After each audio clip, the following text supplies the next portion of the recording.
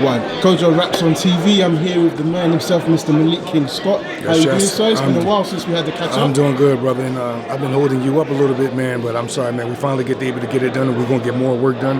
Brother, no worries. Wilder Fury, we here. We got, 48 hours, I think, something like that, maybe a little under. I have Deontay winning by devastating fashion, especially if Tyson is adamant about coming forward and knocking him out in 2 rounds. You know, it's a great night of boxing, and I'm just so happy we got 2 giants like this that's willing to put it all on the line, in and out the ring, 100%. Being charismatic with each other, talking shit to each other. You know, they chemistry with each other is incredible, and I'm enjoying every bit of it. Yeah, 100%, and I agree with you on that. And I like the fact that there is a mutual respect, even though they know they're both dangerous opponents. There is a mutual respect. Absolutely, it is. Putting it on the line for this. I do want to just take you back to the first fight, though. I know obviously you're very close with Deontay Wilder. Just talk to us about how he was in the change rooms the day after with the draw. How did he feel amongst you guys? Was he down? He was disappointed in his level of patience. That's the first time I seen him come a little down on himself, but it wasn't because of the opponent. It was because of, he was like, bro, I don't know what the fuck. I was being impatient. I was rushing. I usually don't do that. I don't know. The moment made him want to do so much because he's a perfectionist. So he went in there not being patient with probably one of the best defensive fighters in the world, especially in the heavyweight division, you know, and it cost him a draw. And it cost it for Tyson to survive. And not counting that Tyson had the spirit of God in him and got up from that devastating knockout. So I feel as though that the adjustments have been made in training camp with Deontay, and I just see it happening in devastating fashion. And obviously, I know you're a pugilist of the game, you love the sport, you love education, and you're an honest man. When you knew these guys were fighting the first time, what did you think about this matchup, knowing that they're both opposite styles? I thought it was going to be Deontay's toughest fight because Tyson Fury, I boxed Tyson Fury years ago. Matter of fact, he bust my eardrum, and we was boxing with 20-ounce gloves on, and this happened in Ireland, I think it was. We was boxing at, pardon me, we was boxing, and I noticed, I said, man, this dude can move to be his size. And I carried that with me. I carried that work with me like I do all my work. So when him and Deontay was finally able to get in the ring, I knew if Deontay would hit him, it would be over. But the fact was getting his hands on him, being able to wear him down, being able to deal with the herky-jerky style of Fury. And it worked. He did a damn good job pressing the action the whole fight. Especially when he was winning, because he was a smaller guy in that fight.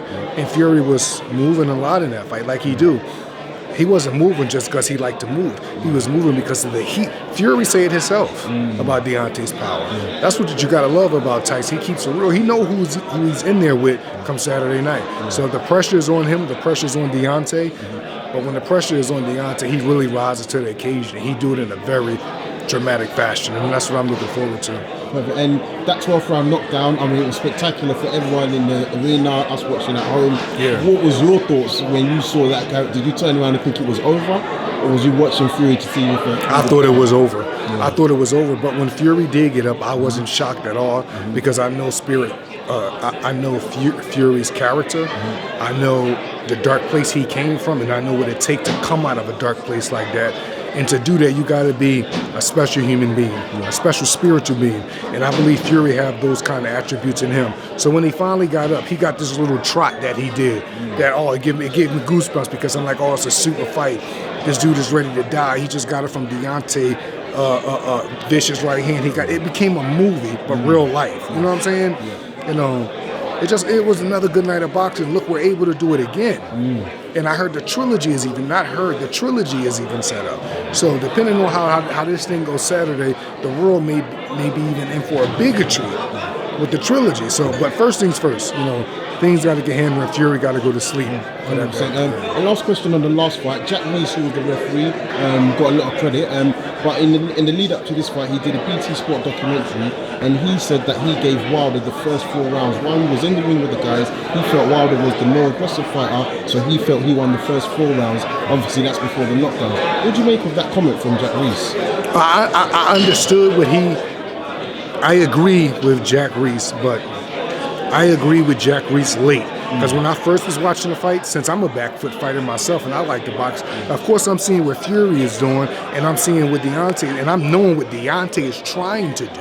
Deontay is trying to get his hands on, and the fact that he wasn't, it's not fair to him that if Deontay is not knocking people out, we automatically say he lost that round. You get what I'm trying to say? Yep. So I had to watch it 2 or 3 times to get the essence of what this game is about, to get the essence of what judges look for, to get the essence of sometimes what make a fight close and what don't make a fight close, and get the essence of the type of decisions boxers get that's not that aggressive. You get what I'm trying to say? And when I look at it around the 4th or 5th time, believe it or not, I didn't even see it really that close. I thought Deontay was pressing the action. Then I talked to a big brother of mine, like in this boxing thing, name is Joe Goosen. He agreed with me. He was not agreed with me. He actually the one who put me on. Like, wow, look at that fight. Deontay was pressing him all night. Fury was doing stuff to keep him off of him, but he wasn't doing effective things to hurt Deontay, to get Deontay out of there. And not doing that, if you're moving, and a guy is pressing, trying to get you out of there, and you can see he's trying to get you out of there. You get what I'm trying to say? Then you got to go with Deontay for it. You know what I mean? But either way, I understood both parties.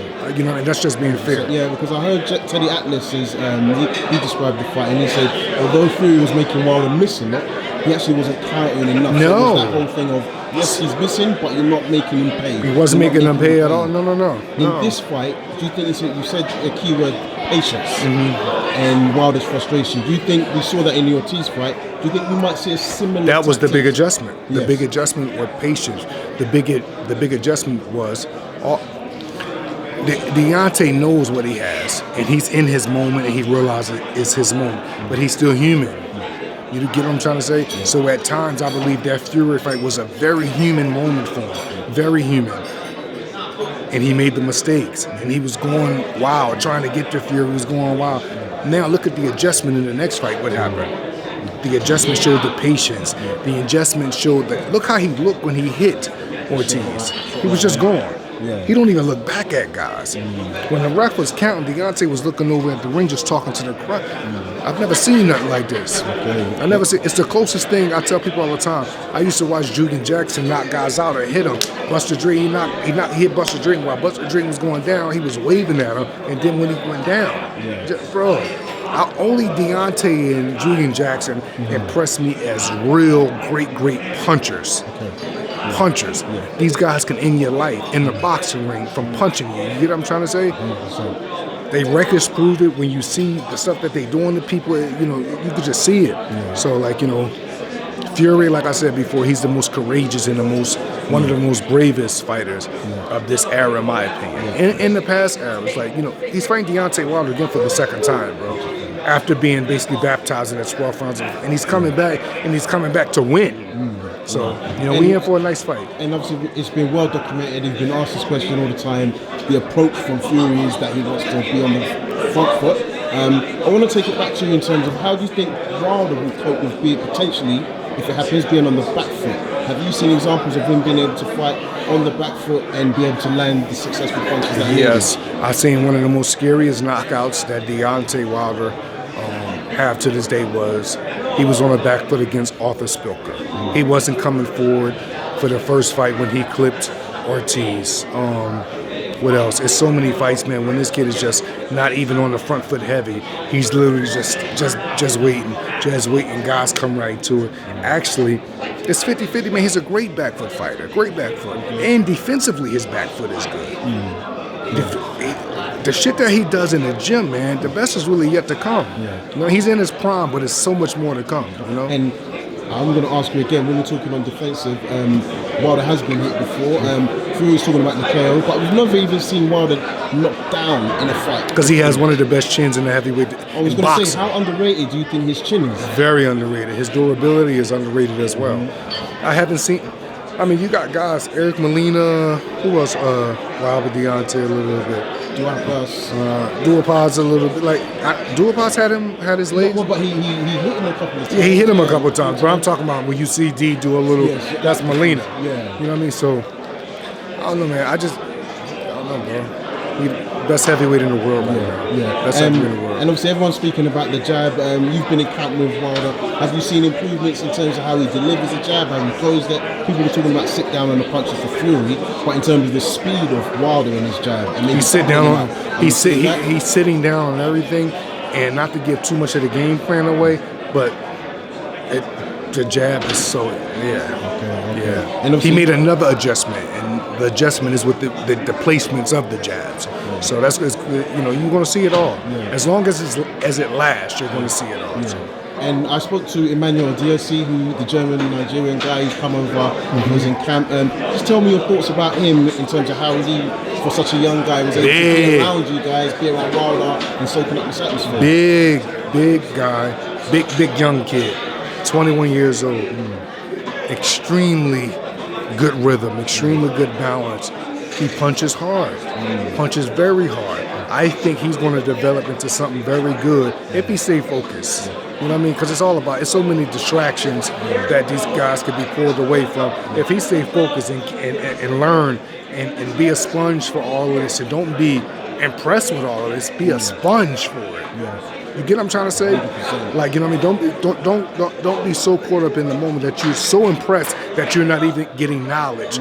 Right now, he's supposed to be in the feeding position, feeding his mind all of this, because you have to put in your mind that my day is going to come.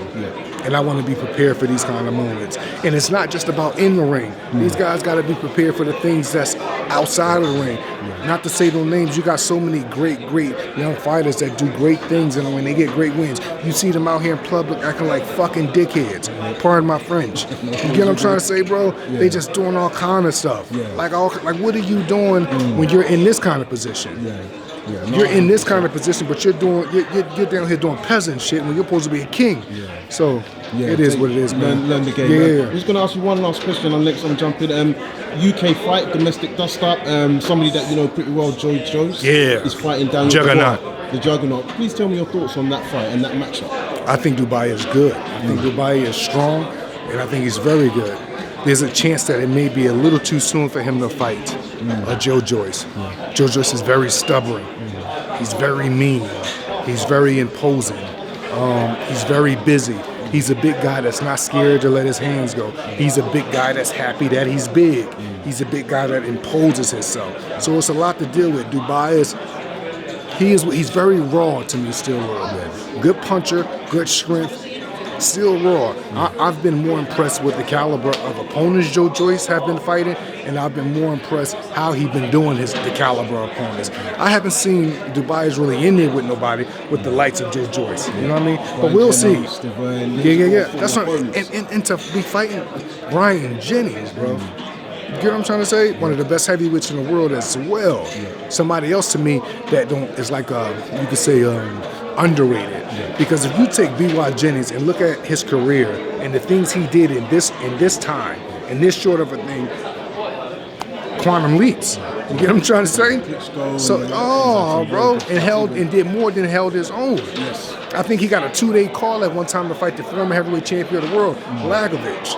And he put on a splendid performance against Lagovich. Even the Oscar Rivas, I know he lost, but leading up to that, man. Even when he go out in style, if that makes sense. You know what I'm saying? Why not? You know what I mean? He another guy I'm always proud of. Shout out to B.Y. Jennings, man. Definitely, man. Listen, Malik, thank you for the time.